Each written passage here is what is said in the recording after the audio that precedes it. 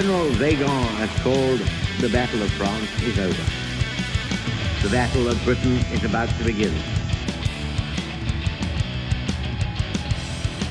Welcome to the Lead Pursuit Podcast, a podcast covering Blood Red Skies, a game of World War II aerial combat.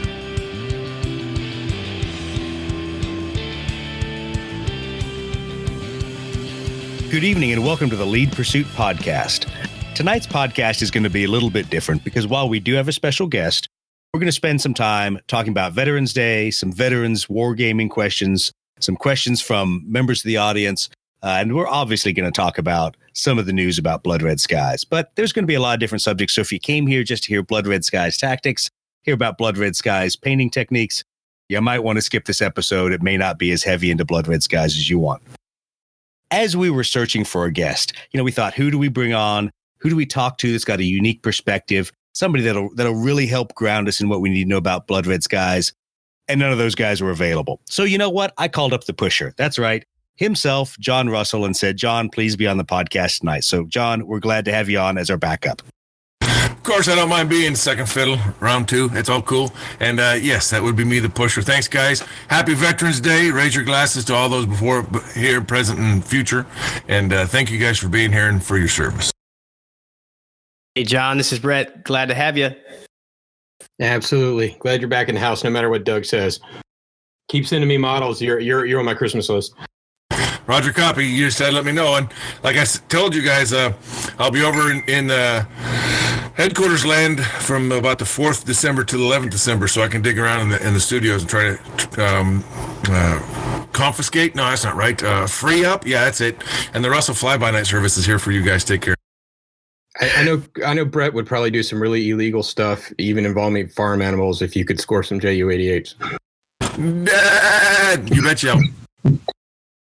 Yeah, we're pretty much all desperate here. Me for some Judge Dredd stuff. The other guys for some airplanes. Not that I have finished all my airplanes. But give us a quick rundown, John. You've been to a couple gaming events here recently. What's been on your schedule and what's in the upcoming schedule for you? Well, we got back from Michigan GT, and there's a funny story there about me and Chris, and we'll talk about that later. But I got back from there, and I actually had a 2-week period, so I was able to get some stuff painted. I painted up 1,000 points of North Koreans for my Bolt Action Korea stuff, and then we're back on the road. We just finished, got back late last night from Round Rock, Texas, and MillenniumCon, and I got to tell you guys, I love MillenniumCon. It's a nice 500 person event. We have a lot of black a bolt action going on. Had some independent guys running some Cruel Seasons, some beautiful table of Blood Red Skies. Guy had 3D printed some 18-111s, and Mike did a fantastic job of running that. And I showed him your Malta scenarios, and he was loving that. And then we had a guy, Scotty Hendricks, was running Scott Hendricks. I always call him Scotty. Scott Hendricks came down from Dallas and was doing a bunch of Shield Wall, Hail Caesar, Pike and Shot, Black Powder, and a bunch of Gates of Antares. Then we had a huge bolt action game down there, and we always enjoy that. And MillenniumCon's always a ball. And then next weekend we'll be up at Kansas City for Midwest Game Fest. And then after that I'll be up in Plymouth, Minnesota for Renegade GT, and I'll be hanging out with the Snafu podcast boys. And my sister lives 3 minutes away from the venue, so I'll be staying up there for Thanksgiving, see my dad and pops, Korea War veteran, and hang out there, and then come back, run over to the pond, check out that, and then I'll be done, and then be home for Christmas. And a little, maybe a side trip to Colorado, but that's the schedule so far.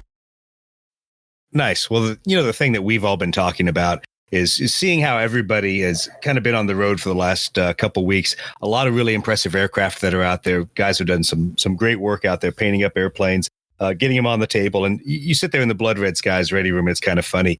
At least I have wargaming envy, because most of the time I'm looking at it's like during the workday when I should be filing papers or writing a trip report or something, and I'm watching all the games that everybody else has played. But it's good to know that guys are out there playing, guys are out there having a fun time.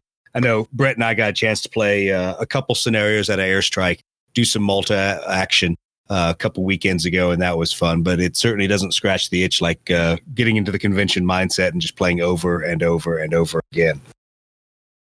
Well, and Chris was there. He'd see it for his own eyes. But there's something about having over 100 plus airplanes on the table at one time was pretty damn impressive. Oh, it was out of this world, the setup that you guys had going at Michigan GT. Well, hopefully we're going to have a good setup for Adepticon. We're trying to get a couple different things going between, some Malta scenarios, some MiG Alley work that's going to go on. And I'm sure there's going to be a lot of guys wanting to play Battle of Britain or some other World War II venues. So that should be really fun. What I will say is to everyone listening to the podcast, if you're coming to Adepticon, please let us know. Drop us a line either in the Blood Red Skies Ready Room, on Facebook, on Instagram, on the website. Just let us know so we can get a rough idea how many tables we need to set up, how much we're going to be putting out there to play. But once again, it's bring your own airplanes. We'll have some painted airplanes there as well. So if you say, you know what, I don't have any squadrons painted up for Malta, I didn't buy any jets for MiG Alley, that's okay. Come play. We'll have the jets. We'll have the airplanes. We'll have Malta set up. And it should be a really good time. Well, and I think Chris will be bringing all the stuff for Stalingrad, and I'll try to bring some stuff for the up-and-coming Midway Blood Red Skies. So we'll be covering pretty much the whole world yet again with Blood Red Skies at Adepticon. Nice. So tell us a little bit about the upcoming Midway release, or what you can tell us about it. Andy's gonna take the 3 rule books, and we're trying to get it so it's kind of a standalone. It's like a re-release of the Battle of Britain box set, so it's kind of targeted for us Yankees, as the guys in the our brothers across the pond, separated by the same language, have said. Midway's kind of set up for the interest of the U.S., so there's going to be dive bombers, there'll be Hellcats, maybe some 38s. There'll be some carrier strike options. There'll be some the scenarios will change. They'll kind of look the same, but they'll be more slanted towards specific operations. And all 3 of the rule books will be put into one book. So it'll be one rule book, and it'll go rehash all the stuff over, kind of like what the airstrike rule book does. So that way, if you buy the Midway, you don't have to have the Battle of Britain box set. You can buy this box set. So what's in it, we're still kind of figuring it out. It's going to have a lot of different options for tie-ins to bolt action and Cruel Seas, because a lot of the American fleet that we have for Cruel Seas is that way, and there's some stuff coming down the pike that's going to loop all that together as well. So and soon after that, in the fall, with Palau and Mariana's campaign coming up for Blood Red for bolt action, so those will all go together as well. And if I can get it down, it's up to Chicago. If I can finish it in time and figure out a way to get it up there, I'll have a 1/200 scale Essex class carrier, so we can have some real fun. That's going to be a blast. That will be fun to have on the table. I know that's going to make Brett need to paint even more airplanes, although he's got plenty of zeros. But I'm sure, Brett, you're already looking at the airplanes that you'd want for Midway, right? I think it's going to be awesome. I'm having a hard time looking beyond Malta right now, just because I have a lot to paint still for that, and I still want to do some bombers for MiG Alley too. Yeah, I think that's going to be fun, but that's going to be a challenge, just getting that much resin out and on the table and getting it all painted. But once again, we're going to have a lot of different options for people at Adepticon. And, personally, I've enjoyed playing the Malta scenarios that we've written and kind of play testing through, changing those things and getting some of the tweaks right. But I'll be honest, there actually was good news. I realized everyone else in the Blood Red Skies community cried a little bit this last week when we heard that airstrike was delayed, but it bought me a little bit more time. So, John, tell us a little bit about the delay. Well, last year we had so many things going on. We had the phenomenal release of Cruel Seas, John's game, and that hit really hard. And we had the Black Friday, and we had the online sales, and we had the Bad Santa.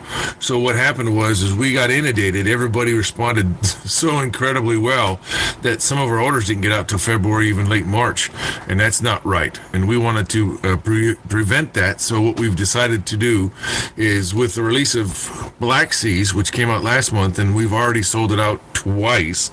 We're on our 3rd release now of 3,000 copies, so that should be at the end of the month. So with that coming out, and with the big man in the helmet, Judge Dredd, coming out, a 3rd major release of a game system would have just overwhelmed our boxers and our packers. So we thought, no, let's go ahead and run with Black Seas. Let's go ahead and run with Judge Dredd, and then let's make sure that we don't miss any of our really cool Christmas specials that everybody's learned to love and wait for.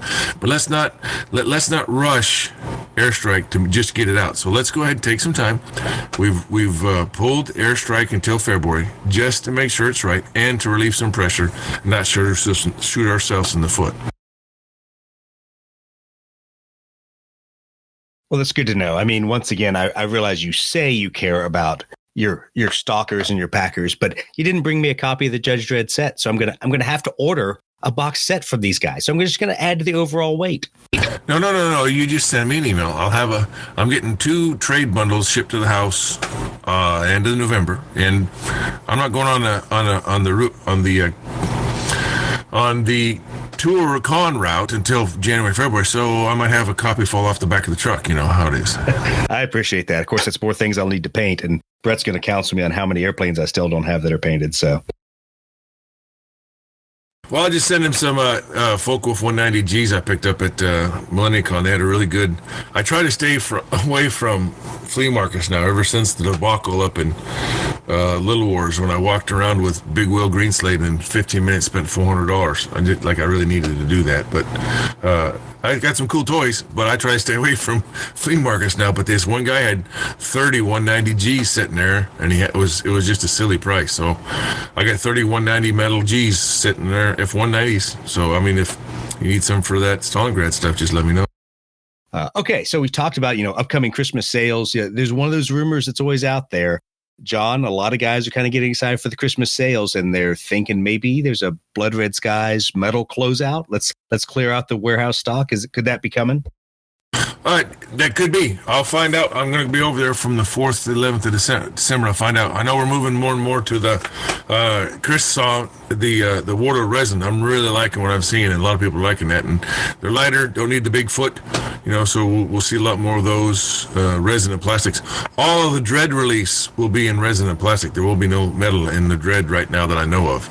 So there's probably a good chance that there might be a clear out. I don't know, but I can find out. Yeah, I think a lot of guys are looking for their last chance to buy a couple of those things, even though I think the entire community is waiting for all the re-releases in resin. But the fact is, nobody's going to sneeze at getting models on a discount to get those things moved off the shelves. Brett, I don't know about you, but even with your frustrating experience with metal Ju-87s, I'm sure you'd definitely be in to fill out the rest of your Luftwaffe stocks. Yeah, last episode, I was telling a funny story about somehow I lost one of the little landing gear bits. So my squadron of 6 turned into a squadron of 5. I've got one aircraft I could assemble, but it'll always be turning left. You buy a whole new box. Just shoot me up a quick email and let me know exactly what you're missing. I'll pick those up for you and take care of that. Okay, sweet. Yeah, thank you. Okay, so we're going to take a quick break, and we'll be right back to talk about one of the most disturbing things that has happened to the Lead Pursuit podcast recently, no less than a traitorous bastard in our mix.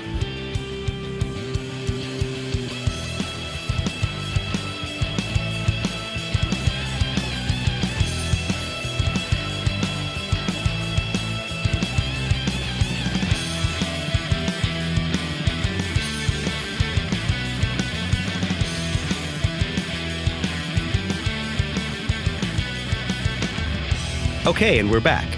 So you're probably wondering what caused us to really determine that we had a sellout, a traitorous individual amongst the Lead Pursuit podcast. Well, we were minding our own business, Chris and I, and getting ready to celebrate the birth of our Corps, our beloved Marine Corps, and unmarked packages arrived at our houses. Chris, what happened to your package? I heard you called out the route clearance platoon. I did. Number one, it said Major Christopher Bergeron, and I haven't received mail to Major Christopher Bergeron in 4 years. And immediately I thought that I had popped up on some ISIS mail bomb list. Not today, ISIS. So bastards. I opened it with much caution to find a beautiful blue gift bag. And I'm like, oh, you got a blue gift bag. Oh, so you got a nice one. Well, you see, I received my package, and being that squared away devil dog that I was right before I retired, I was current on my anti-terrorism force protection, and I had deployed to the AOR, so I got my hasty EOD kit. Brett, are you familiar with the hasty EOD kit? It's a 10-foot pole with a hammer on the end of it and a set of earmuffs. So I proceeded to push the box into a secure location where I opened it, and I found not as nice as a blue bag. I had a purple and pink polka dotted bag in mine. Perfect. So That the was- traitorous bastard went even a level lower. When you opened your bag, what'd you find? I found milk chocolate crayons. Chocolate crayons. What And- ass clown would send Marines crayons on the birth of their corps? I Without tell you paper, what, especially. Yeah, I freaking laughed. I had to laugh. Ass off. I died. Christina was like, "Why are you crying?" And I showed them to her, and she goes, she's a Navy girl, but she understands the whole eating crayons thing. And she was like, "Oh my God, that is funny." Yeah. I laughed, and then I started plotting exactly what I'm going to do to that asshole. Brett Bravo Cantor. Zulu. Well, that's awesome. Hey, buddy's only half a word. Exactly. Nice work. That was well done, I have to say. So don't worry. There may be a bag of certain candy coming to you, courtesy of disgruntled veterans, or one of those other things that I can find appropriate I to think the. we need to pull out some old things, like some old school crap, like sign him up for a freaking 12 months of Playgirl. Well, no, you do like I did. Oh, To that's my, old That's the school. gift that keeps on giving. we signed our XO up to a subscription for Cat Fancy magazine while we were on our Westpac deployment. So That's every good. time the corporals would come around and deliver the mail, XO, sir, here's your copy of Cat Fancy. And yeah, that was never ceased to be a level of humor in the ready room for that. Yeah, But the anyway, Playgirl was on one of my first deployments. We had a lieutenant intel officer that decided he was going to become a winged observer. And once he became a winged observer, he liked to boss around all the enlisted crew chiefs. So Because now he's somebody. There was much revenge that was sent that young lieutenant's way. Yeah, I'm sure there was a lot of shoe polish and cranials and things Yep. like that. So yeah. He paid over and over again. So John, in Air Force comms, what did you guys do? Unplug guys' cell phones from the charger overnight? I mean, how'd you harass guys? What'd you do to your teammates who were in it? Wrong calls or calls in the middle of the night. You know how that goes. We didn't, unfortunately, prank too much. I apologize. I didn't get out there, and I feel bad now that I didn't do as much as I could have. We had too much fun with trying to get the footages right, but Yeah. every once in a while, not much. I can't tell you. I don't have any stories. Oh, it's so disappointing because I think of how many Sorry. times I abused the communication system as a Oh yeah, senior major who had nothing better to do than redirect, the ready room phone to the XO. Or exactly. Oh no, we did do that. Yeah, we would always do the, circle the wagons and never boot forward the phones to everybody, so they just sit in their circle. We've done that before. Brilliant. And we tried to sell our bosses a bowling ball one time and the free ads, on the Stars and Stripes, the Lowry Liar or whatever it was, he says, "Wow, this bowling ball sounds pretty cool. Wait a minute, this is my phone number." And Brilliant. and then the big old calendars on the desks. I'm told, I've never done this, but I'm told that if you use a really sharp razor, you can cut the top part of it and pull the bottom part of it off. So it looks like it's really June, but it's actually really July dates. So when your boss starts trying to make and he starts arguing with somebody on the phone. No, Tuesday's the 13th. It's not the 12th. Oh my God, that's ingenious. I so wish I had learned to do that to my senior staff officers. That would have been fun. Yeah. So there were some shenanigans. I think I had to settle for just changing Chris's slides when we were in Afghanistan together so he'd get yelled at by the colonel, Mm-hmm. I'd never do anything like that. It's the current ops guy. Not at all. Brett, what did you guys do besides throw, rattlesnakes in people's sleeping bags and whatever else Rangers find extremely funny?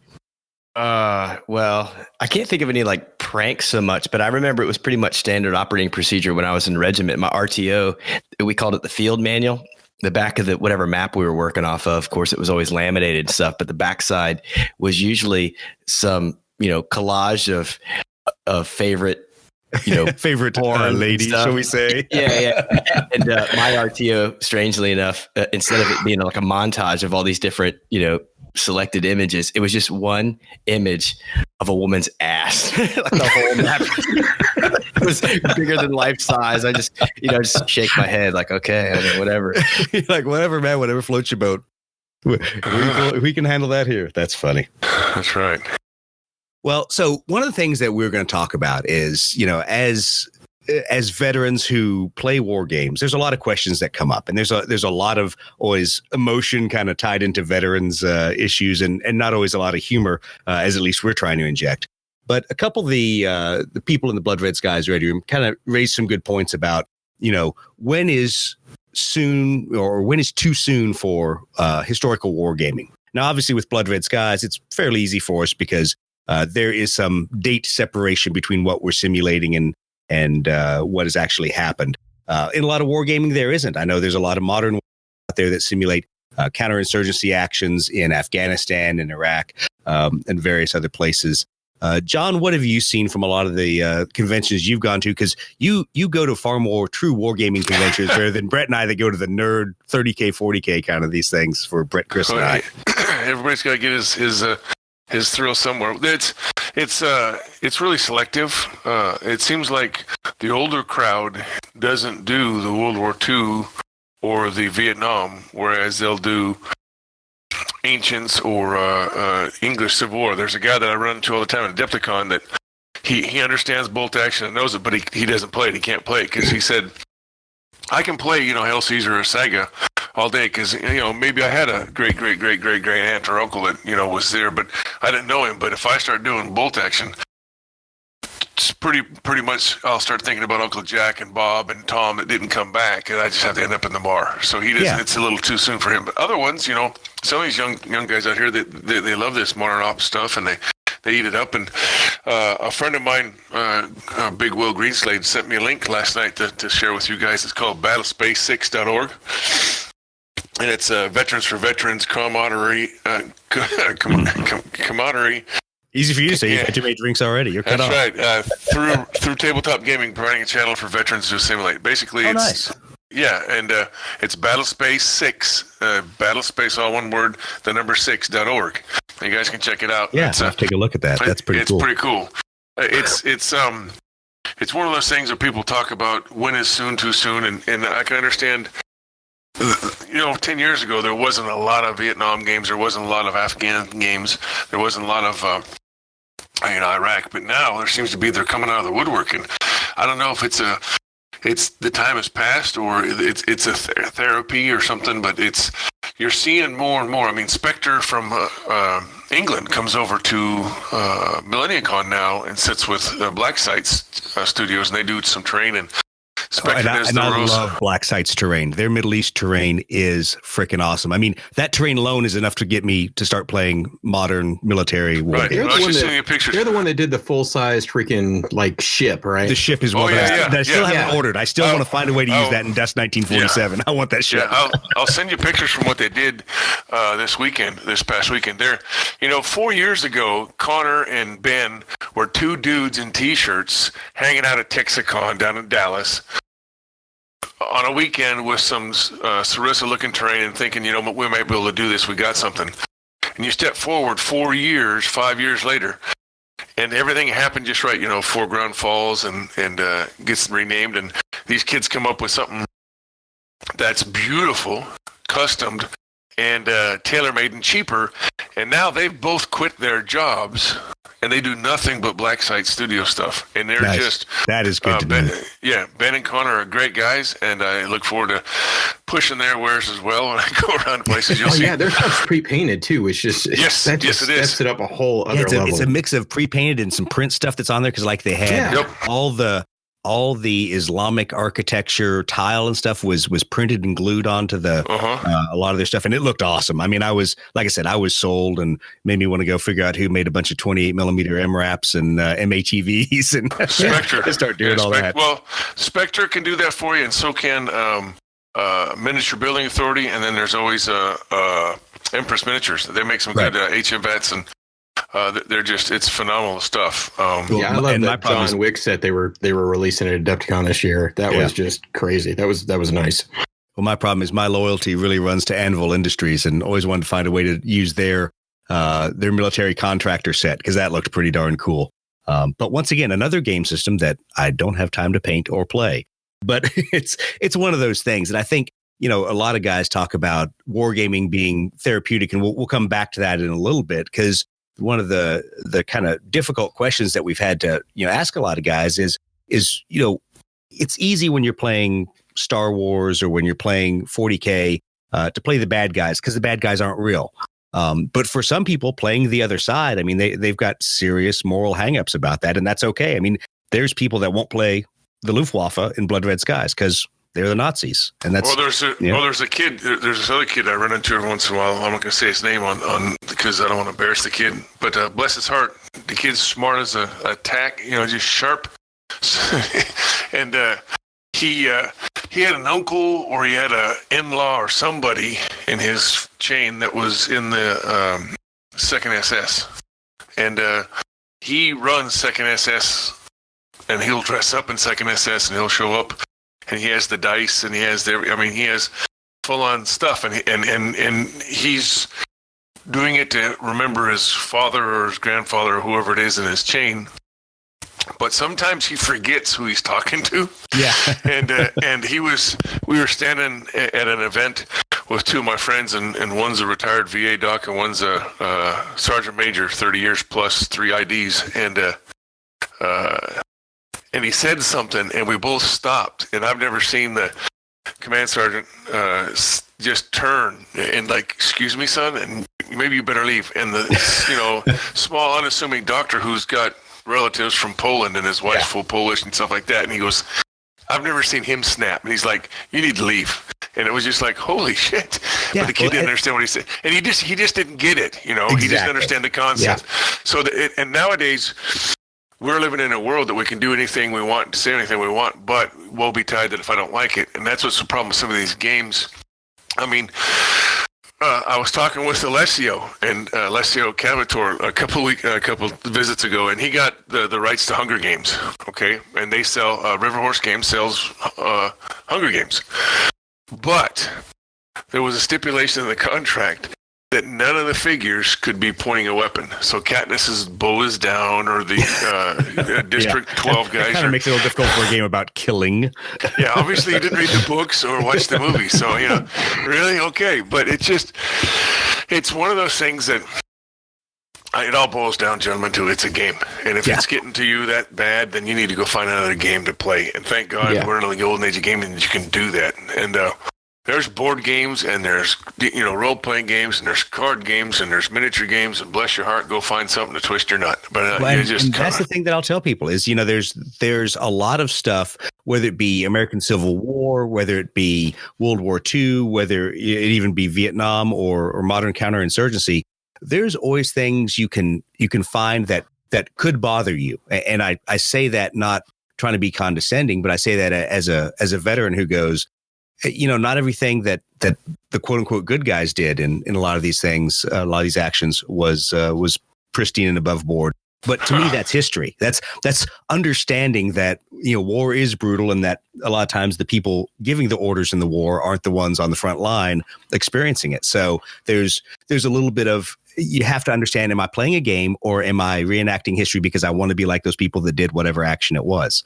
And I just laugh because I don't play Luftwaffe, not because I have some moral judgment against flying the Luftwaffe airplanes in Blood Red Skies. It's just I don't like Luftwaffe airplanes that much. I find some of them cool, but I'm a lot more enamored of U.S. and British airplanes. Allowed to be wrong. That's okay. I got a real good veteran of mine, Paul Andert. He was Second Armored World War II, and it's one of those unassuming guys. I ran into, it's a long story, but I ended up meeting him through a guy that I was on a battle tour in Holland and through Bastogne, and he said, if you're going to Tulsa, Oklahoma, you got to look these guys up. And it was Al Price and Paul Andert. And these two guys were old World War II vets, and they had started an organization to help go around to all the different schools in the Tulsa area and tell their stories. And they had about 100, 120 guys at the time. This is back in 03, 04. And I still keep in touch with him. But Paul Andert, Silver Star, 2 Bronze Stars, 3 Purple Hearts, 5 landings, that kind of stuff. Landed in North Africa and ended up in Battle of the Bulge. And he's a nice old codger, but he can be really, really honoring. And he was one of the 4 guys. If you watch Fury, watch the end credits. They got 4 infantry, 1 infantry and 3 armored guys from the Second Armored to come tell their stories, and he's the only infantry guy. And he pulled Brad Pitt aside several times and said, you got to get dirty. He says, you got to get dirty first. If you don't get dirty first, you're going to lose the war. And he's a proponent of you got to do it to them before they do it to you. And it's so funny to watch. Well, not funny, but it's wild to watch the transformation of these guys when you start talking to them. They go from somebody's grandfather or dad into this World War II vet. And it's just the stories they can tell. And it depends upon what class they're talking to, because there's some stories they won't tell the young kids, but they tell them to older kids. Yeah, exactly. This one had a story, and I don't mean to be plagiarizing the time here, but this guy flew B-26s. He flew Marauders, and then he flew B-52s afterwards. And he was supposed to be on a milk run, and and you see in the movies, they throw their helmets in the corner, and you guys are flyers, you know about this, and he has to take a piss, and his piss tube is frozen solid. So he can't piss. Like he's an emergency. That's a divert. Right. So then he didn't want to piss in his thermos, so he just goes ahead and reaches back and grabs one of the helmets and pisses in that. And, 10,000 feet, shit freezes like that, right? So he didn't think he could have it. Well, they get over Holland, and they discover a flak belt that wasn't on the maps. So shit starts coming up at them, and everybody's grabbing their stuff, and all of a sudden over the intercom, this co-pilot is screaming. He's just screaming bloody murder, and the guy I know looks over, because he's the pilot on the mission. He looks over, and this co-pilot's got his 45 out. He's waving around the cockpit, and piss is streaming down his face. Who motherfucker pissed in my pod? You sons of bitches! He said that. He said it took him 30 years to finally walk up to the guy at one of the reunions and say, "Man, that was me. I pissed in your pod. I'm sorry."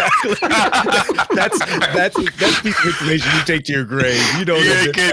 But that's and that's the kind of stories that you love to hear from these old guys. And that guy was walking around those battlefields with Hans Vija. He's written 5 or 6 books on Bastogne, and he's written a couple on Stalingrad. And he's got a Rolodex of over 500 veterans, and he's got stuff in his 10,000 photographs and movies, handheld footage. And it's just, that's the stories that you don't hear about. Everybody knows about Midway. Everybody knows about Battle of the Bulge. Everybody knows about Bodenplate and the Luftwaffe, but nobody knows about pissing in the helmet at 10,000 feet, That's the crazy shit, right? Now I'm doing Veteran History Project, and we're actually filming movies. And this Friday I get to film with a guy named Orly Van Dyke, whose call sign was Duke, and he was a bombardier with a 330th Bomb Wing he flew 40 missions over Japan.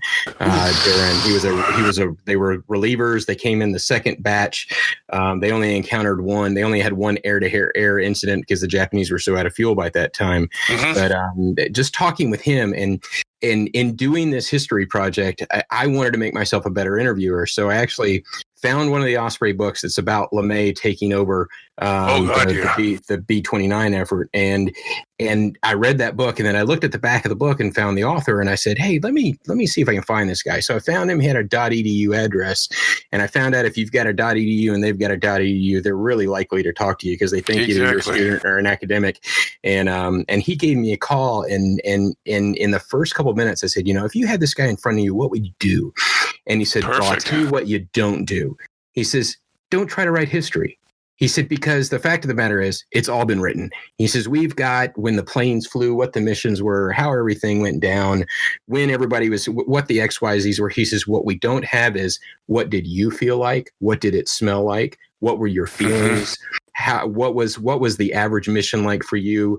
What was the difference between a night mission and a day mission for your planning? That type. He says, and if you open your questions that way, he says, you will be surprised what falls out. And looking for those little details. And I did my second personal interview, because you do several interviews because you got to first find out what their story is. Then you got to go back and do some history research, and then go back and kind of massage more information out of them, then build a plot line so that they can follow it when you do the actual interview. Not because you're trying to put words in their mouth at all, but you're just trying to get as much out of that video interview as you can. And I've found that working with Mr. Van Dyke, it is some of the stories I'm getting are just absolutely freaking amazing. Just drinking, landing on Iwo Jima and trading things with the Marines. And it's just fascinating when you get that level of history that there really isn't any fidelity to in a history book. And I think that's one of the fascinating things about dealing with these guys. And that's what it is. It's those little personal stories, but what really made it personal to them, and telling those stories is what's important. Well, and that was great about the Air Force finally pulled their head out one time, and they went off and they interviewed a lot of those guys, and and you can go down to Maxwell, and you can pull out the videos and the movies, and you can watch them. One that always got me was the old, I think you got on VHS if you ever look it up, but it's about Bud Anderson and Old Crow, and his mom and dad were upset with him because he put Old Crow on his aircraft. That's what he drank. That's what it was Old Crow. But he talked about one time, and this is what I tell the story to my ROTC cadets, and I'd show them the videos, and you guys get this too. And this is what about Veterans Day, and this is about those old stories. Bud Anderson talks about coming back off of a flight late August 44, and he comes back and he casually mentions to his ground chief, his crew chief, "Hey, it looks like it's starting to snow over there," and he didn't think anything of it. And he goes over to the debrief, there's his debrief shack, puts his name up on the board for the next mission next day, and he goes into the gets changed and goes down and gets some food, and he's drinking in the bar, doesn't think anything of it, and goes to bed and wakes up next morning, next mission. Goes through the pre-brief, gets his pack, gets his parachute and gets all his papers, and walks out to his P-51. And as he gets out there, he stops. And all of the ground chief, head crew chief, and all the guys are standing around his airplane. And they've got these rags in their hands. And that rags are red with their blood because they had taken gasoline and scrubbed down his airplane from nose to tail to remove the camouflage so that it would be in winter camo and all silver, so that his plane would be ready for a mission the next day. Nice. And 50 years later, this guy's in the interview, and he still starts tearing up because he can see it. And that's just what they did, and that was the dedication, Yeah, and that's one of the things to me, the neat thing about doing some of the research for the Blood Red Skies scenarios that we've been digging into, and just even the kind of the self-research you do when you go, hey, I've never heard of that airplane. They just came out with a box of them, that there's some really cool stories you get out there. And hope, charity, and faith, right? Yeah. Well, yeah, exactly. So that's why I had to put the caveat in there, as if anyone actually believed these airplanes were really all that named, and those are the ones that flew. But there's some cool stories that even when they are after the fact stories and reinventions of history, it's a direct representation of the kind of strife these guys are going through. You look at the siege of Malta, and you had to have people that believed in an airplane. I mean, because it was pretty darn crappy. You were getting bombed, you were starving at some points, just because you were the holdout that was a thorn in the side of the Axis there in the Mediterranean. One of the guys in the group I was telling you about was a P-47 pilot in CBI. He flew P-47s on ground attack in the 80th Squadron, the 80th Fighter Squadron. They developed a lot of our today TAC-P stuff, the intercoordination and stuff, with the ground troops. But they were, and he was in China, Burma, India, so they had to fly everything in. And one time he goes by this cart full of depth charges. And he's like, "What the fuck are depth charges doing in the CBI?" And the head maintenance guy says, "Don't you worry, pup. We'll take care of this." And what they were doing is they were starting to experiment with that really cool thing called incented gel. Maybe you've known it as napalm. Yep. And they're trying to figure out how to knock stuff out of it. And they're trying to get these Japanese in the jungles. But every time they dropped napalm on them, it didn't do anything because everything was wet and green and jungly. So what they would do is they'd take these jugs and put depth charges on the wings on the bomb stations, and they would fly over the areas where the Japanese were, and they would drop these depth charges, and they'd surface explode, right? Boom, knock everything down. 3 days later, they'd come back after all that shit's been in the sun for 3 days and dried out. Then you drop napalm on that shit. It works wonderfully at that point. Oh, buddy, I tell you what. I was like, I never knew that. Well, where's that in a book? Guys said, we used to fly all the time, I'm like, son of a bitch. That's the kind of stuff. Now you got a research project, But yeah, I was talking to Orly, and I said, your plane's named Sentimental Journey. It's named after a Doris Day song. I was like, I got to admit, most of the nose art that I'm seeing in the B-29 and the B-17 community, especially in the Pacific, was pretty racy. Why were you guys so turned back? And he says, you got to remember, and this is so awesome. He goes, you got to remember, we were a replacement crew. So what happened to us, he said, is when the first of the bombers were completing their missions with the B-29s, they instantly flew those guys back to the States to do war bond tours. Yep. So here's a plane like double exposure, which is a girl with her freaking trench coat open and both the boobs falling out. And he says, when that stuff started showing up at the freaking war bonds rallies, he says, immediately the word came down from headquarters, stop painting girls on planes. Yeah, because no one can sap morale like the United States Air Force. Exactly. Exactly. It was neat seeing how that, just learning when that evolution took place. And obviously when we get to Korea, that stuff, it flipped back the other way.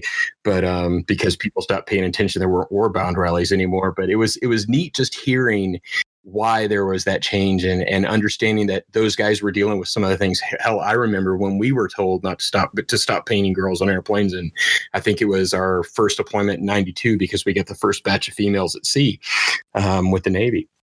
And we had to stop doing it. So it's just neat. We had to be very careful with the stuff that we had going into Afghanistan because obviously the helicopters had been doing missions for a while, and they had a lot of panel art on the side of the 46s by the crew chief door there, and a lot of that stuff got edited.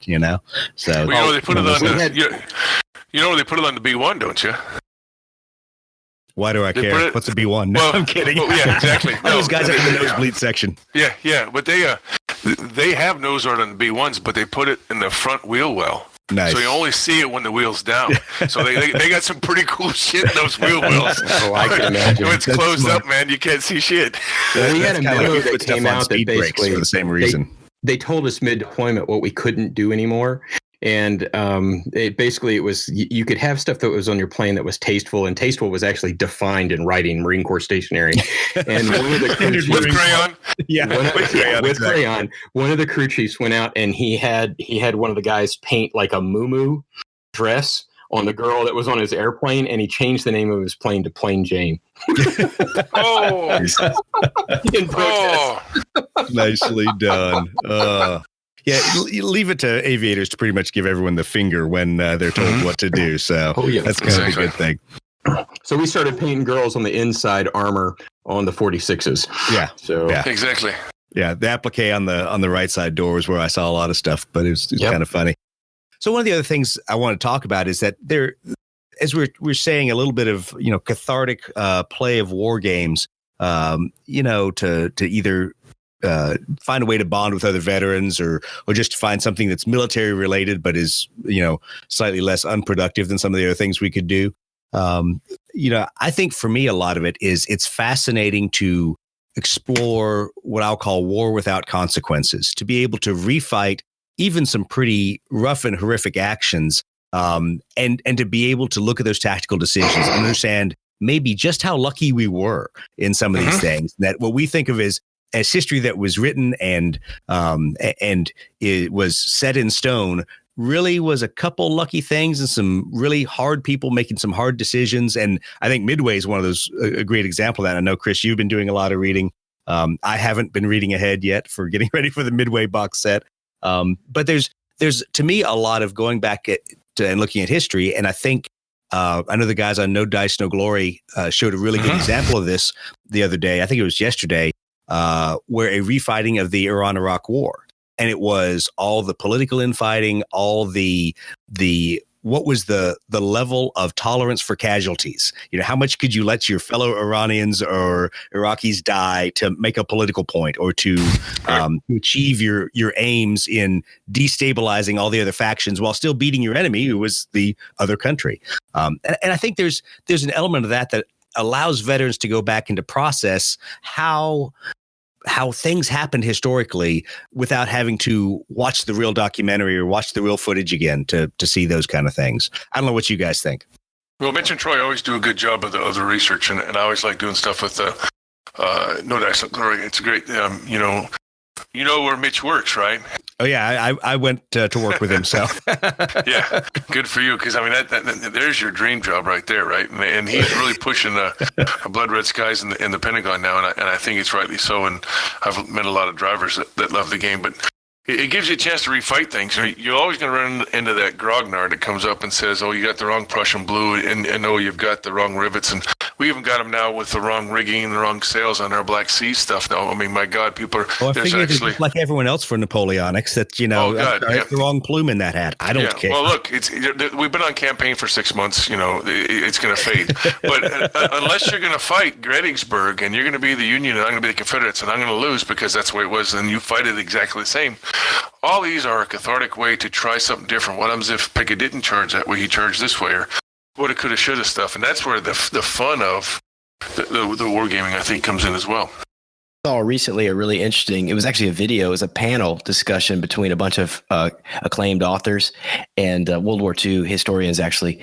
And they were talking about counterfactual history now, that really until now, that's only something that's only really been able to be more easily discussed because there's enough time separation, between the event and the actual historians that are doing the research and stuff, where we're separated enough where there's not a lot of investigator bias, I guess. We can maybe be a little more objective and not be maybe morally impinged, I guess, by doing what if scenarios where maybe what we would otherwise view as the bad guys do something that makes them the successor in whatever the battle might be or whatever. So I thought that was kind of an interesting observation. They discussed that a little bit in this panel I was watching, and the context of it was about Midway, actually. But I thought it was kind of neat. It maybe kind of relates to what you're saying there, that maybe we've come of an age now where there's enough separation, at least from like World War II, where playing the games and exploring that maybe almost from a counterfactual historical standpoint, it's not it's there's nothing it's wrong not with taboo that anymore. That's the word. Yeah. And I think one of the tough things though is social media being what it is. There's always going to be that person who, if you're either demonstrating that, hey, we got really lucky at Midway and it was these 3 bad decisions that led the Japanese to lose, or you're saying, hey, I'm replaying counterinsurgency things, and if only the Americans had taken a scorched earth policy in 2004 in Iraq, it would have changed things. There's always going to be somebody that's going to stand up and wave the patriotism flag and yell and scream at you, and that's unfortunate because I think the purpose of history is to continually be in revision, because you're always going to be able to go back and dig up more details and step back and analyze it with a little bit less emotion as time goes on. And we know we didn't get stuff right. I use the example we talked about in Mig Alley, the kill ratios that were absolute bullshit. They were outright lies on both sides. It was who could tell the bigger lie. But we in the U.S., we believed that lie. And I hate to say it, that, we even had the whole OODA loop creation because of the numbers of that lie, which it's a great theory that Colonel Boyd came up with. But the problem is it was founded in numbers that were absolute bullshit. And now that we can come back and look at it and go, holy crap, we didn't do as well as we thought. And by the way, those were really Russian pilots. I think that actually is a much more important historical lesson than, oh, look how great we were as the Americans beating up these people that could barely fly a jet, which wasn't the fact at all.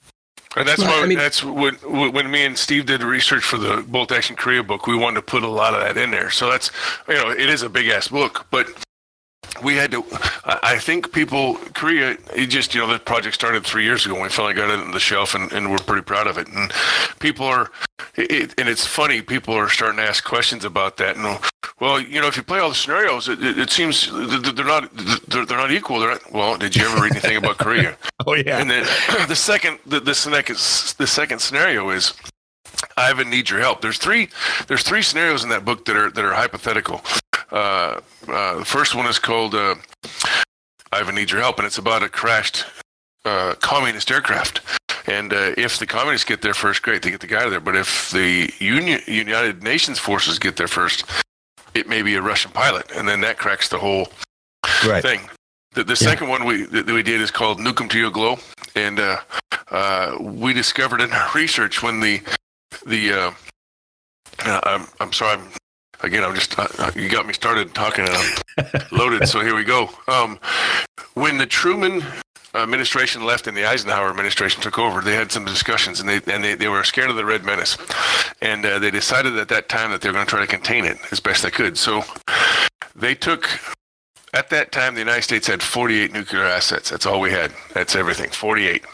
They took 24 of those and stationed them on Guam, just in case things went bad in Korea or anywhere else in the Pacific. So half the nuclear arsenal of the United States was placed within striking distance of Korea. Yeah, and if Chip Yong-ni, which is the Gettysburg of Korea, would have went the other way, they would have started lighting those fuckers up, and it would have been all over, and it would have been a long winter. But we didn't know until we found it, you know? Well, and there's even some of the cool NSA missions that happened around the time of the Korean War, where there's a lot of shoot downs and things that were classified as happening in Korea and actually happened in Russia. Happened over Russian intel sites, in their own country. And a lot of the really interesting pieces that we're now digging through that I think if 20 years ago you'd walked out and said, I want to produce a war game like Squad Leader, and I want it to be about us illegally entering Russian airspace and shooting down their intel assets that are trying to monitor what's going on in Korea. People would have lost their minds. But now there's a separation. The Rangers jumping out of RB-29s across the northern border. Yeah. There's a lot of stuff that went on that people don't know, and it's always going to be in that way in war. But it's fascinating now where we can talk about these things as they've become declassified or they've become no longer taboo to talk about.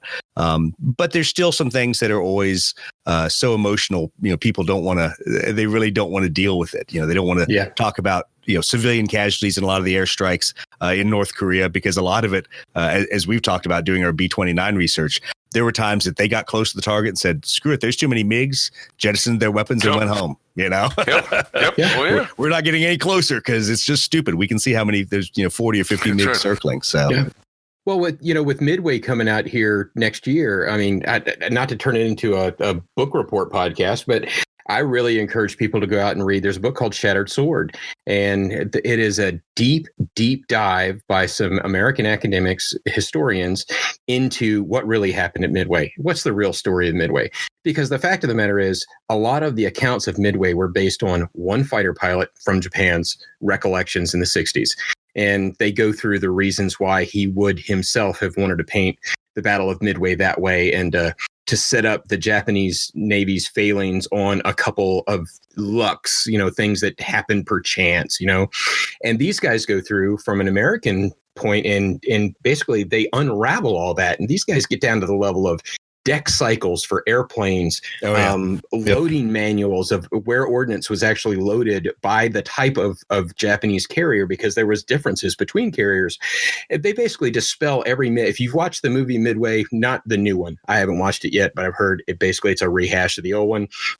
And in the old one, everything look when it has no Wildcats and is full of SPDs, then it's worse than a rehash of the old one. So I'll go see it for the fun of it. But if you see Japanese carriers that are stocked full of zeros, I can tell you that basically historically we've proven that that didn't happen. At most, there was like 3 airplanes on the deck. But they go through and they unravel it, and they even said that we don't expect people to like this story because this isn't the story Americans themselves want to remember about Midway.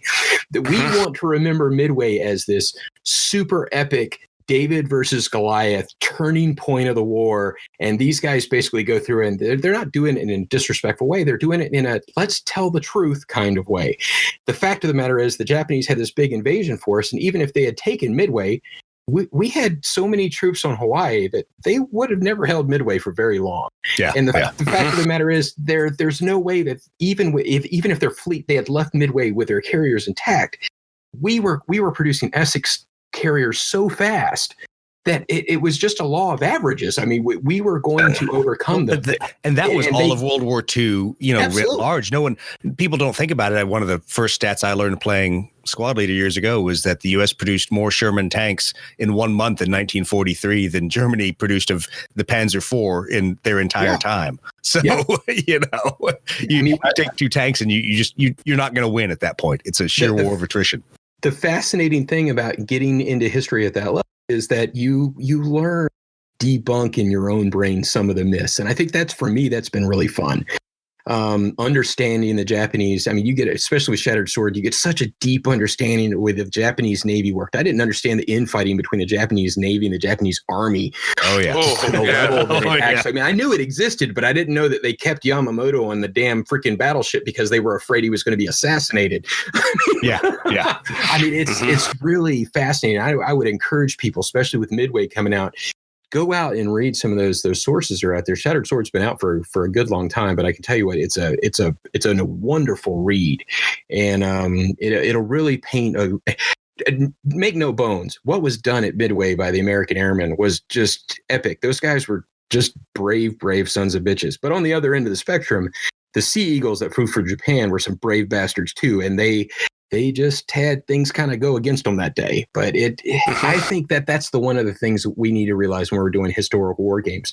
When you're replaying a battle like Midway, or you're replaying a battle, I mean, you're replaying Cactus Air Force versus Rabaul, you're not playing this on a patriotic level. You really shouldn't be playing the game that way. It's more of a that plane against that plane. I think sometimes we forget, and I think the veterans remember more. Civilians even do that at a base level. Those are just guys serving their country. Yeah. Well, whether they're Germans, Japanese, freaking, I'll even go so far as to say Iraqis or freaking Iranians or whoever they are. And I've extrapolated to that point. I made the comment in the Blood Red Skies radio room. I'm like, hey man, if someone wants to play modern games, I'll be the guy to play the Taliban or the insurgents. I got it. I'm not worried. It doesn't offend me, because I guess I grew up for my first ground conflict, because I obviously flew in Kosovo in the late 90s. But my first ground conflict was, I am old. I'm that old guy. I'm so old I actually bombed white people. So, but my first ground operation was Afghanistan. But how did I study for Afghanistan? Well, I read The Bear Went Over the Mountain, and I read The Other Side of the Mountain. So the two accounts of the Russian and the Muj tactics. And so there's a point where you have to be able to, in a sense, do like you would in a war game. You put the hat on, you go, I'm going to be the bad guy, and I'm going to look at this strategic and this tactical situations through their eyes. And that doesn't mean you're accepting their moral values or whatever, might offend people. The fact is, you're sitting there going, if I'm a Russian tank commander and I have two villages in front of me, one I can drive around, one I will have to drive through, let's figure out what the option is here. I'm not going to I don't want the scorched earth policy as much as that retribution may be good. But it's one of those things. I think we have some separation, fortunately, for a lot of stuff we play, but maybe not for some of the new, some of the more current things, operations and things like that out there. The one last thing I did want to talk about was, at least the good thing with Blood Red Skies is, because it is such a beer and pretzels kind of game, and I'm sorry, Andy's probably going to take offense that I say that again, because the level of detail has been lowered. I think it's easier for people to go in and not feel like they're blitzing London. They're not bombing civilians, or they're not necessarily bombing civilians in Malta. It's been taken to a level that a lot of it's very simplified. It's really dealing with individual aircraft actions out there. And it's not going to playing games like Luftwaffe or Battle of Britain or some of those where you have to make strategic decisions about, am I going to bomb the cities, or am I going to bomb the airfields? And people might have, moral compunction about not making those decisions in a war game. But that's the nice thing with Blood Red Skies, is it really gets it back to the man in the box or woman in the box kind of fighting, that it's all about the individual and about the decisions they make in the dogfights and in the aerial engagements. Yeah, well, here's an interesting question that comes out of that. How, for instance, if John, how, for instance, do the Blood Red Skies guys plan on dealing with the Battle of Okinawa and kamikazes? Not a clue, but I'll ask Andy next month. I mean, that's just an interesting thing. I mean, I can see real moral function against freaking wanting to see a kamikaze card in the game. But the fact of the matter is, it's historical. It's a tactic. It's historical. It's something that happened, just like the Russians. The Russians were the ones that came up with Terran, and ramming airplanes, and I think would be a neat nut to crack. How do we deal with that one? For me, it's easy to deal with. I think the Poor Well, I Japanese think it's bastards probably- did it for brave motherfuckers. Well, I think it's probably easy for you to deal with it because you've studied it. And so, you know, the interesting thing for me, and you don't get a feeling for this in standard American history, and I'll pick on the American educational system here. But a good friend of mine who's one of the pilots in an Asian country that I work with for my day job, he has always been a huge Nipponophile, Japanophile, whatever you want to say. And he's from a country that got horribly oppressed by Japan in World War II. But the fact is he's always loved the Zero. He's loved, you know, the Val. Japanese aircraft have always fascinated him. But he made a really good post a while back sharing the comments of a lot of the kamikaze pilots, the last letters they wrote and things like that, where there were some that were patriots to the end that said, absolutely, I'm doing my duty for the emperor. And there were others that said, you know what? The war's over. If I got to pick a way to go, maybe this is a better way than, you know, just getting bombed into oblivion here on the airstrip. But I really don't think I like the emperor this much, you know. And so it was fascinating to me to sit there and read the accounts of the guys who went and did what I think of as actually a pretty brave action, even though it's an act of desperation and some people would call it cowardice, whatever. Apply your own moral judgments however you want. Yeah. But the fact is, reading their accounts, that not everybody all agreed with it. Just like you read the accounts of Americans, and not all of them agreed with some of the firebombing we did. Not all of them agreed with some of the strategic bombing campaigns. So it really brings the human element back, which is a good thing, I think. Yep, gotta agree. Yeah. I mean, I read the accounts of Saburo Sakai. I just read, and that's another book I'd highly recommend to people. Samurai. But just what Sakai went through, being shot in the head, being left for dead, flying all the way home to Rabaul, being so injured, blinded in one eye, that basically he was relegated to a desk job and training other pilots. And then when the war came to an end, they basically said, you're going to be a kamikaze. And he said, sign me up. And then hearing how that went for him, and then the fact that he didn't have to sacrifice himself in that way, but learning about him after the war and him flying to America and actually meeting the freaking gunner that freaking raked his airplane with 30 caliber fire and shot him in the head, and him bowing to him and giving him a hug, and, you know, literally burying that hatchet. I'm burying that sword. And I think that is one of the commonalities that we can find that can help us understand why wargaming is important. It's kind of Eric Carmen, you know, in his book Blonde Night, talked about, you know, only half the book is his exploits. The other half of it is the 10 years he spent in that freaking gulag. Exactly. That's a great book too. You know, or A Higher Call. My wife just read that. I haven't read it yet. But that's the story of the American B-17 crew that was shot up by flak and escorted out of the country by one of the top German aces. And he said that I was always trained that you don't shoot a man in his parachute, and that's dishonorable. And he said shooting this airplane down was the moral equivalent of shooting that entire crew in their parachute. And he escorted them out of the country so the German flak batteries wouldn't shoot at the freaking Americans as he was escorting them out. And the story of those two meeting after the war and becoming fishing buddies, him and the pilot. I mean, it's you got to remember, in the end, these are soldiers, these are airmen, these are just men doing their duty. And in the end, they've found ways to have peace with the situation. So I think wargamers might exaggerate that a little bit too much. And I don't think it's the older wargamers that do it. I think it's some of the younger ones. Yeah. And if you don't like it, go play 40K. You can have all your Space Marines. Go play Magic. Exactly. Go play Magic. Go play something that doesn't have any deodorant to play Magic. Hey, that's brilliant. That's right. Yeah. Well, I got something that my kids will be able to take with them, you know, after I'm gone. They'll be able to pick up something I painted and say, my dad painted this, and this is what, then here's the story about it. And that's how we live on, my friends. That's how we live on. Yeah, that's true. Well, I think that's going to probably do it for our time tonight. Jon, thanks for coming on, and thanks for talking about a wide variety of issues all the way from... I was all over the place. See, just get a couple drinks of me. I'm ready to roll. No, that's good. I'll be your backstop whenever you need, man.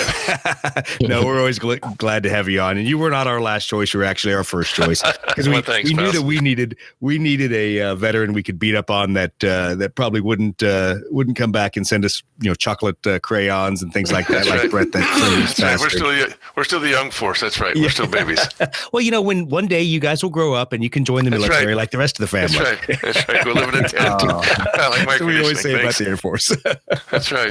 But no, I want to thank you for coming on. Brett, sorry, I didn't mean to cut you off there. I was just going to say, we should always yell, get your hands out of your pockets private. You're not in the Air Force, you know. and as you say that, I'm standing in my study with my hands in my pockets. Undisciplined fucks. That's right. Sorry, Thurm, I have another. Oh, well, that's awesome. Well, I was glad to share the podcast with you guys. Chris, Brett, any last minute parting shots? No, I mean, They eat their crayons. I can't. Yeah, exactly. Looking forward to seeing the JU-88s when they come out. If anything you can do when you sneak over to England to score Priority some one. of those, you just let us know because Brett's going to paint them up pretty. Priority one. Yeah, absolutely. All right. Well, thank you very much. And I'd like to encourage everyone to go out and comment on the podcast there on Facebook. Also, take a look at the website. We've added a couple changes. We've put some of the scenarios, some of the new cards, and some of the ace cards out there. So take a look at that. Give us your feedback and tell us what you think about the effort that we're putting into Malta. Because one of these days, we'll get Airstrike released, and then all of our Malta scenarios will be ready to play, and we'll be ready to go forward with the next project for Midway. Thanks, guys. I appreciate it.